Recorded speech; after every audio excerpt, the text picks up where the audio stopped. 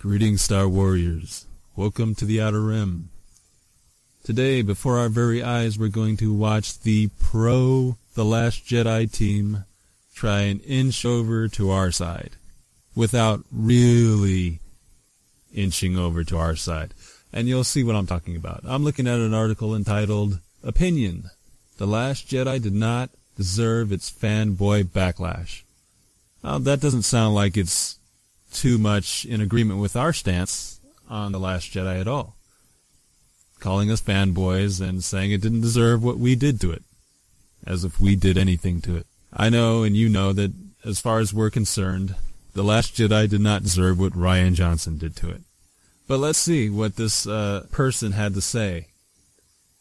Star Wars is something many of us grew up with. It has become part of American culture, just like football and McDonald's. So you can understand why people are upset about it if it is treated badly. So, understandably, many of us fans were excited when the Walt Disney Co. announced they were reviving the franchise with a new trilogy and 3 standalone movies. I love how they say they're reviving the franchise, as if the franchise was dead or as if it had gone somewhere. The franchise, Star Wars, was never dead. It didn't need resuscitation. It had a healthy presence in popular media for decades. After Star Wars The Force Awakens and Rogue One: A Star Wars Story, we eagerly awaited the arrival of the 8th episode in the saga, Star Wars: The Last Jedi, this past December. What we got was okay. Now, how I know this person is on the The Last Jedi side is they're saying what we got was okay, as in what we got was excusable.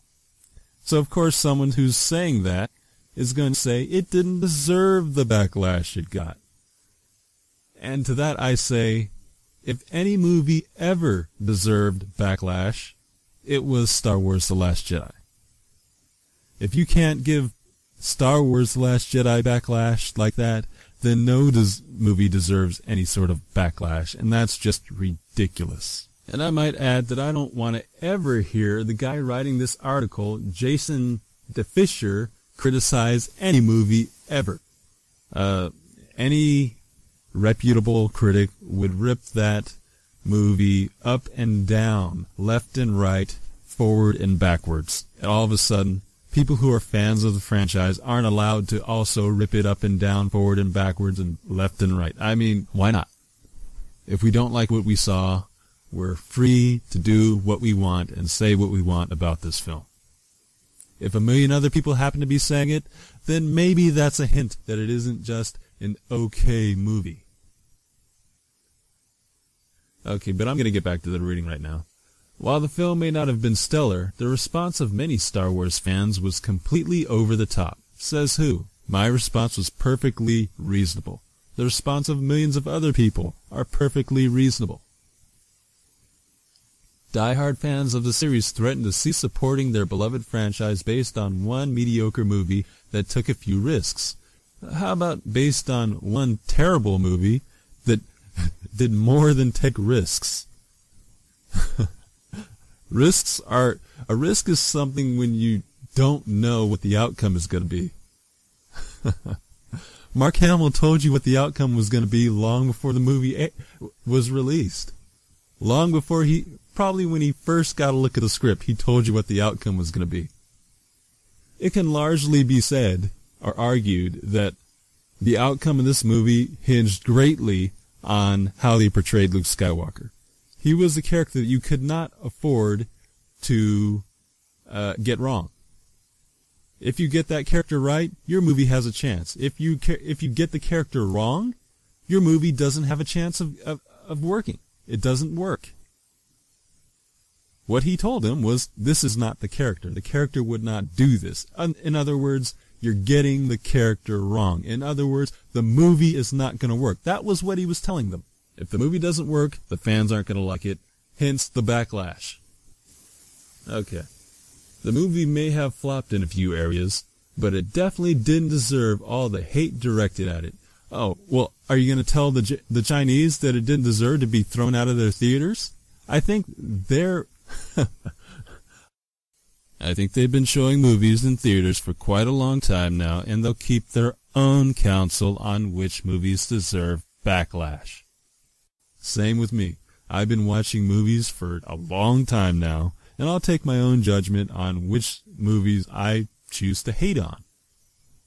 One notable critic of the movie was Mark Hamill, who plays Luke Skywalker in the Star Wars series. During filming, Hamill said he wasn't a fan of the direction being taken with his character. Hamill made this known to Rian Johnson, director of The Last Jedi, and also stated his criticisms in a May 2017 interview with Vanity Fair. Hamill's criticisms of the directing choices were similar to the many complaints from fans after the movie released on December 15, 2017. Articles and videos claiming that Skywalker was ruined have received millions of views. Before the movie is released, before the acting begins, the actor comes to the director and says, "This isn't the character." If it isn't the character, why are you trying to say it is the character in your movie? If you're not going to do the character, why put him in your movie? That's basically what he was saying. Your movie will not work if you get this character wrong.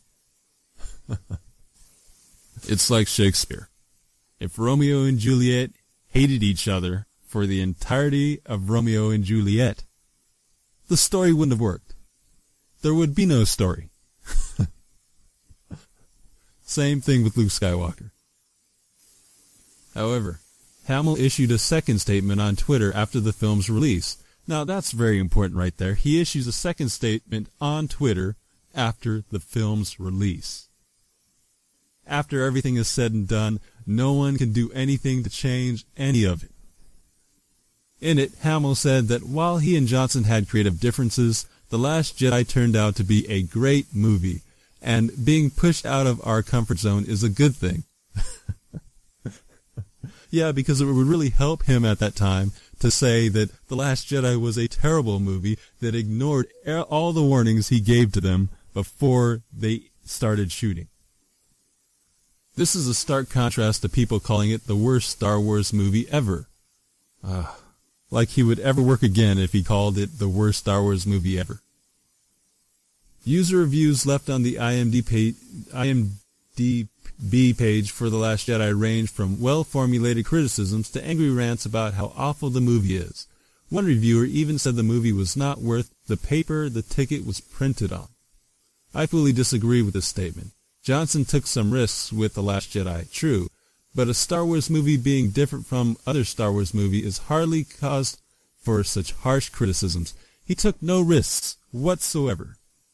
He decided to make a bad movie. He made bad decisions. Mark Hamill was telling him he made bad decisions. Mark Hamill knew what the response was going to be long before the movie finished. That's not a risk. That's just some idiot disregarding all the warnings that someone who knew better was giving him. Mark Hamill, he'd been involved with this franchise for 40 years. Rian Johnson, some idiot off the street who came in for a couple of years to direct the film, and he decided he knew better than Mark Hamill did. I mean, is that a risk to you? Does that sound like he's taking a risk? It just sounds like some idiot thinking he knows better than everyone else. I think many fans are losing their heads simply because they have seen a movie that is different from what they're used to. Many Star Wars fans criticize The Force Awakens for being too similar to director George Lucas's original Star Wars film, and then proceeded to complain even more about The Last Jedi being too different. What a gross misrepresentation of everything anyone has ever said. Oh, God. When are we allowed to say a film sucks? When Rian Johnson throws James T. Kirk into a Star Wars film? Will we have permission to say this sucks then? While The Last Jedi might not have been a perfect movie, it was still a good addition to the Star Wars universe. Yeah, says you. This is how you know this idiot is pro The Last Jedi and not in between at all. He's not trying to come over to our side. He's not trying to see anything from our perspective. The next Star Wars movie to be released will be Solo, a Star Wars story, on May 25th, 2018. Hopefully the rabid fanboys will have cooled down enough to be level-headed in their review of Solo. This is the reason why I keep making videos. I do not intend to cool down enough to give Solo a review at all. I do not intend to see Solo. There was a time when I thought the best way for me to fight Disney on this was to go see their flop of a movie Solo at the very cheapest theater I could find. One time. And the reason I thought this way was because I had seen The Last Jedi. Seeing that movie was the reason I've made over 60 videos since it came out, bashing the thing.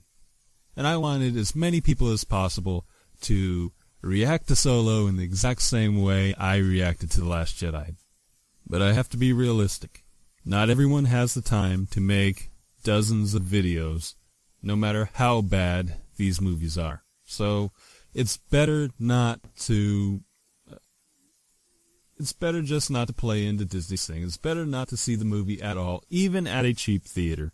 Not even once. Now, for those of you who have been paying attention to the screen during this video, you've seen a few characters in and out. Those are characters I plan to talk about in the future. Characters who are now in danger of being canonized by Disney.